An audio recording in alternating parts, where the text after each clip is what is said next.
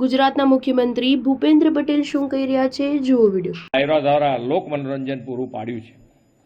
એક તરફ કલા સાધના કરી છે તો બીજી તરફ સમાજના ઘણા પરિવારોને ચોપડા રેકર્ડ રાખવાનું ઇતિહાસ સંવર્ધનનું કાર્ય પણ તમે કર્યું છે। તુરી બારોટ સમાજ પરંપરાને જાળવીને પ્રગતિના માર્ગે અગ્રેસર બન્યો છે। આજનો આ કાર્યક્રમ તેનું જીવંત ઉદાહરણ છે। ડાયરો તો ગુજરાતીઓ માટે મનોરંજનની સાથે જનજાગૃતિનું ઉત્તમ માધ્યમ રહ્યો છે।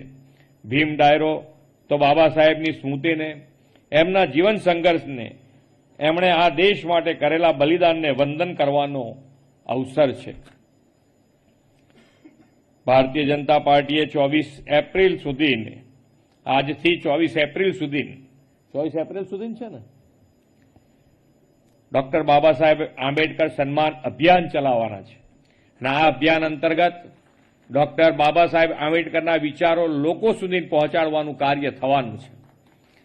બાબા સાહેબની વંદનાના આ આંબેડકર જયંતિના અવસરે આપણે સૌ વિકસિત ભારતના નિર્માણ માટે રાષ્ટ્રવંદનાનો સંકલ્પ લઈએ, એ જ બાબા સાહેબે આપેલી સાચી અંજલિ છે। વિકસિત ભારતના નિર્માણ માટે વડાપ્રધાન શ્રી મોદી સાહેબે આપેલા 9 સંકલ્પો સાકાર કરવા માટે આપણે પ્રતિબદ્ધ થઈએ। આ 9 સંકલ્પો હું તમને કહું, આમ જેટલા થાય એટલા આપણાથી બધાએ કરવા જોઈએ। આપણાથી જે શક્ય હોય એ કરવાનો। આપણે સમાજ માટે, આપણે આપણા પોતાના માટે તો જીવીએ જ છીએ, પણ સમાજ માટે પણ આપણી પ્રતિબદ્ધતા હોવી જોઈએ દરેક જણે। એમાં તમે કે હું બે જુદા નથી, એક જ છીએ એમ સમજીને આપણે બધાએ કામ કરવું જોઈએ।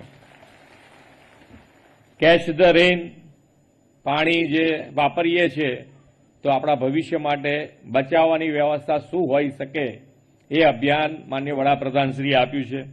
તો એમાં જેટલું કામ આપણાથી થઈ શકે એ કરવું જોઈએ। એક પેડ માં કે નામ, એટલે ગ્રીન જેટલું વધારીશું આ ગ્લોબલ વોર્મિંગમાંથી બહાર નીકળવા માટે, એક પેડ માં કે નામ, એટલે જેટલા બને એટલા ઝાડ, જ્યાં બને ત્યાં, આપણી જ્યાં જગ્યા મળે ત્યાં એક ઝાડ આપણે આપણી માતાના નામે ઉછેરીએ। સ્વચ્છતા અભિયાન ચલાવવું જોઈએ। સ્વચ્છતા તો આપણા સંસ્કારમાં જ આવી જવું જોઈએ કે ભાઈ આપણે આપણા સ્વભાવમાં સ્વચ્છતા આવી જ જવી જોઈએ। કોણ શું કરે છે જોવાનો કરતાં આપણે ગંદકી નથી કરવી ક્યાંય, જાહેરમાં આપણાથી ગંદકી ન થાય એનું ધ્યાન રાખીએ તો પણ ખૂબ મોટી આપણને કહેવાય કે સમાજ સેવા આપણે કરી શકીશું।